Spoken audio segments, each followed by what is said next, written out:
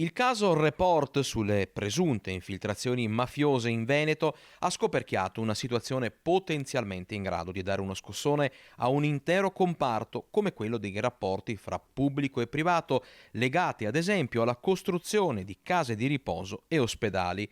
Un'inchiesta giornalistica che ha già sollevato un forte dibattito su certi rapporti e certi legami che meritano di essere chiariti.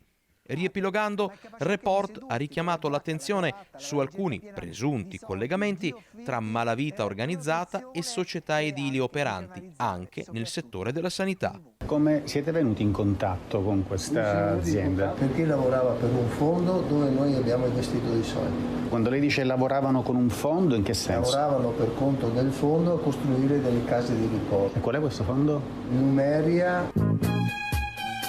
Numeria è una società che gestisce fondi immobiliari, punto di riferimento degli investitori che contano in Veneto. È stata fondata nel 2004 dall'avvocato Bruno Barel, principe del Foro di Treviso, vicino al presidente Luca Zaia. Numeria, che come ben sappiamo è attore protagonista a Bassano nello sviluppo e nella realizzazione del piano MAR.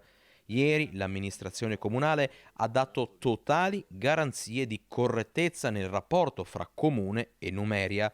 Oggi sulla questione interviene la minoranza che chiede massima trasparenza. Sul piano MAR c'è scritto maneggiare con cura, bisogna avere moltissima attenzione, bisogna stare molto attenti, è una cosa che deve essere affrontata con quella collegialità, ma soprattutto con trasparenza. La parola fondamentale è trasparenza, trasparenza e competenza. I cittadini hanno bisogno di sapere, Bassano deve sapere. Mancano pochi mesi alla fine di questa amministrazione, quindi sul piano MAR maneggiare con cura l'invito è quello di non fare degli errori dei quali poi ci si potrebbe pentire.